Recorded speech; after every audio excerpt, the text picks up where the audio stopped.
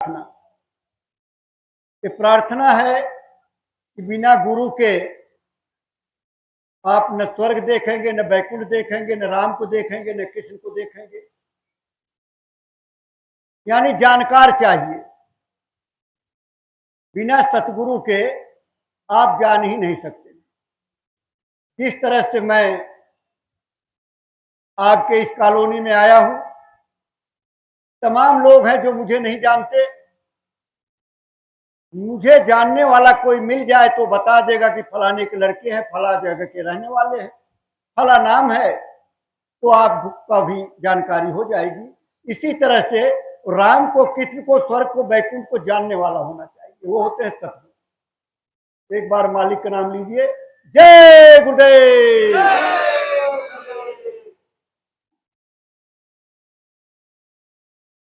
कैसे मिलेंगे भगवान सतगुरु के बिना, कैसे मिलेंगे भगवान सतगुरु के बिना, कैसे मिलेंगे भगवान सतगुरु के बिना, कैसे मिलेंगे भगवान सतगुरु के बिना।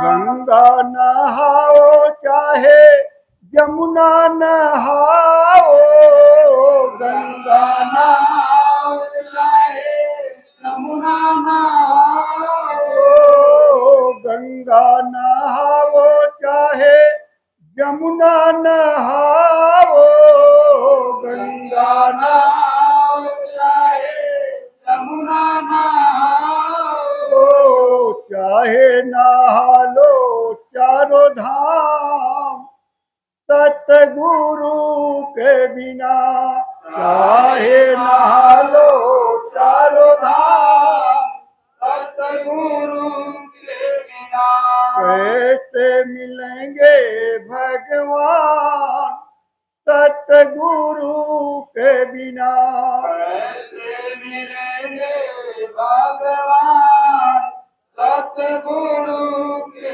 बिना। मंदिर में जाओ चाहे मस्जिद में जाओ, मंदिर में जाओ चाहे मस्जिद में जाओ, मंदिर में जाओ चाहे मस्जिद में जाओ, मंदिर में जाओ चाहे मस्जिद में जाओ, चाहे लगा लो धुन तान सतगुरु के बिना, चाहे लगा लो धुन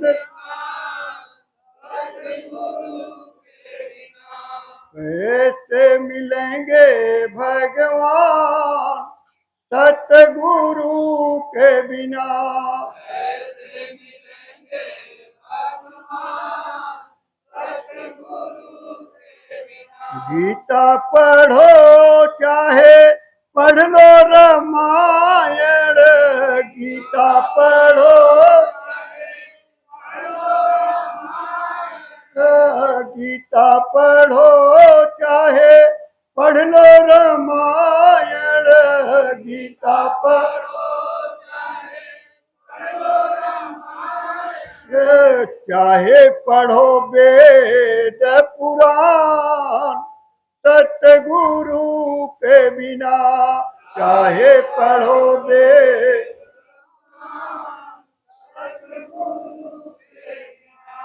कैसे मिलेंगे भगवान सतगुरु के बिना, कैसे मिलेंगे भगवान सतगुरु के बिना।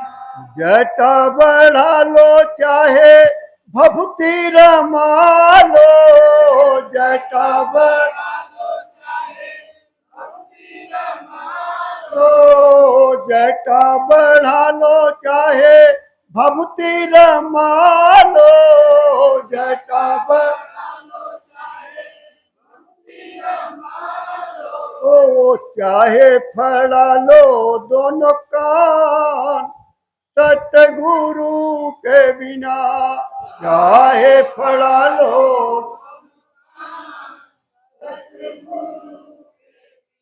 कैसे मिलेंगे भगवान सतगुरु के बिना।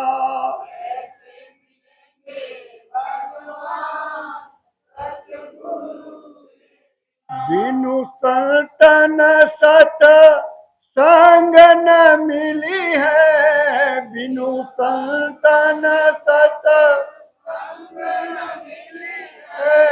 बिनु संतन सत संग न मिली है। बिनु संतन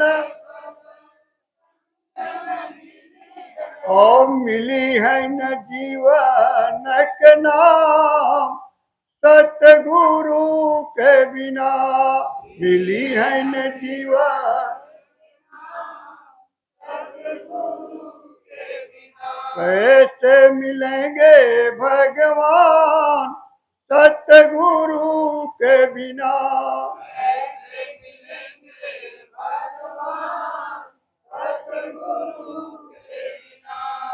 ऐसे कहीं सत्संग चल रहा था, कहीं भी कथा हो, भागवत हो, गीता हो, रामायण हो, सब जगह कहते हैं कि भाई गुरु होना चाहिए। गुरु तो माता पिता प्रथम गुरु।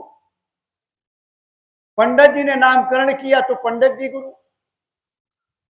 बच्चा स्कूल में गया पढ़ने के लिए तो अध्यापक गुरु। अब हम चले आ रहे थे रास्ते में, ये गली नंबर 80 पूछा होगा किसी ने, तो जिसने बताया उस चीज का वो गुरु। लेकिन जीवात्मा को परमात्मा से मिलाने वाले सतगुरु। जय गुरुदेव आश्रम मथुरा में सत्संग में जब जानकारी मिली तो कोई प्रेमी चले गए मथुरा में। बाबा जी ने मंदिर का निर्माण कराया, अपने गुरु महाराज का एक चिन्ह,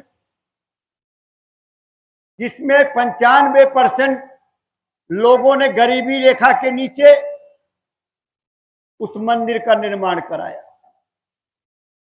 कोई सेठ साहूकार उसमें लाख 2 लाख रुपए नहीं दिया, वहां 10 रुपए, 20 रुपए, 5 रुपए, 100 रुपए, 1000 रुपए दे करके लोगों ने उस मंदिर का निर्माण करवाया। यहां से जब मथुरा पहुंचे तो मंदिर का दर्शन किया, बड़ा दिव्य मंदिर, विश्व में ऐसा मंदिर नहीं।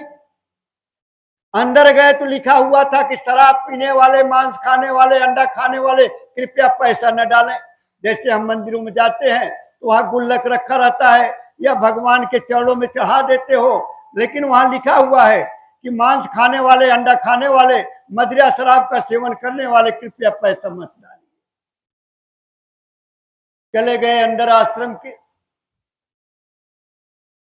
बाबा जय गुरुदेव जी महाराज के एकमात्र उत्तराधिकारी पूज पंकज जी महाराज, वहां उनका दर्शन हुआ, बड़ा अच्छा लगा। गौशाला 5000 गौएं और नंदीशाला साथ में, दर्शन किया। तब तक पता लगा सत्संग होने जा रहा। बोले अब इतनी दूर से आए हैं दिल्ली से, खर्चा बर्चा करके, तो चलो सत्संग भी सुन लेते हैं। सत्संग हुआ। सत्संग के बाद नामदान की बात आई तो वहां थोड़ा सा दिमाग फिरा कि ये क्या है, नामदान क्या है। नामदान तो सुना नहीं कि नामदान क्या होता है। कन्यादान तो सुना, रोशनदान सुना, पानदान सुना, लेकिन नामदान क्या है तो गोस्वामी जी ने रामचरितमानस में बड़ा साफ लिखा कि कलयुग केवल नाम आधारा और सुमिर सुमिर नर उतरहि पारा। यानी संत महात्मा जो आकर के नाम को जगा देते हैं, उस नाम की बात है। जो द्वापर त्रेता का नाम है वो नाम नहीं, इस समय का नाम। और समय के सतगुरु जब नाम को जगा करके आपके बीच में रख देते हैं तो उस नाम की बात कहा कि कलयुग केवल नाम आधारा और सुमिर सुमिर नर उतरहि पारा। तो कहने लगे चलो मुफ्त का तो मिल रहा, कौन सा पैसा लगेगा। अरे जब किराया लगा के गए हैं तो वहां तो फ्री का, अब फ्री में बैठ गए, अब नामदान भी मिल गया। कहने लगे अब चिंता करने की जरूरत नहीं है, क्योंकि गुरु मिल गए, नाम सत्संग मिल गया और नामदान भी मिल गया, अब चिंता करने की जरूरत क्यों भाई? चिंता करने की जरूरत क्यों नहीं है? आजकल तो शहरों में बहनें भी बाजार जाती हैं, भाई भी बाजार जाते हैं, सब्जी लाते हैं, राशन लाते हैं। लाते कि नहीं लाते? अरे बहनें बोले लाते कि नहीं लाते हो सब्जी? हाँ, बहनें थोड़ी सस्ती भी लाती, चली जाती है भाव तो कर ले, सब्जी लेके आते हैं। पहले पुरुष लोग ही जाया करते थे बाजार, सब्जी वगैरह बाजार से ले आया करते थे। तुम्हारी माताएं बहनें घर में उस सब्जी को क्या किया, लाए थैला पलट दिया कढ़ाई में और नीचे आग लगा दिया, सब्जी बन गई? नहीं, उसको साफ किया, धुला, काटा, काट के फिर धुला, कढ़ाई चढ़ाया, उसमें जीरा उरा का छौंका मारा, फिर सब्जी को भूजा, मसाला मारा, इसके बाद दाल बनाई, रोटी बनाई, चावल बनाया, चटनी, अचार थाली में सजा करके रख दिया। भैया लोग बैठे खाने के लिए, ला करके दे दिया। तो आप लोग क्या करते, जवाब दीजिएगा? क्या है, आपने उठा के ऐसे हाथी की तरह खा लेते हो? बोल दो भाई, थोड़ा सा हौसला बढ़ जाएगा। खा लेते हो? मैं इतने जोर जोर बोल रहा हूं, आप थोड़ा सा बोल दोगे तो क्या फर्क पड़ेगा? नहीं खाते, मेहनत करनी पड़ती है, रोटी को तोड़ना पड़ता है, दाल सब्जी लगानी पड़ती है, उसको मुंह में डालना पड़ता है, इतना मेहनत करना पड़ता है कि नहीं करना पड़ता? तो सतगुरु मिल गए, सत्संग मिल गया, नामदान मिल गया, तो आपको मेहनत नहीं करनी पड़ेगी, थोड़ी तो करनी पड़ेगी। क्या करना पड़ेगा? भजन करना पड़ेगा। भजन, बिना भजन मुक्ति नहीं मिली है, बिना भजन मुक्ति, बिना भजन मुक्ति नहीं मिली है, बिना भजन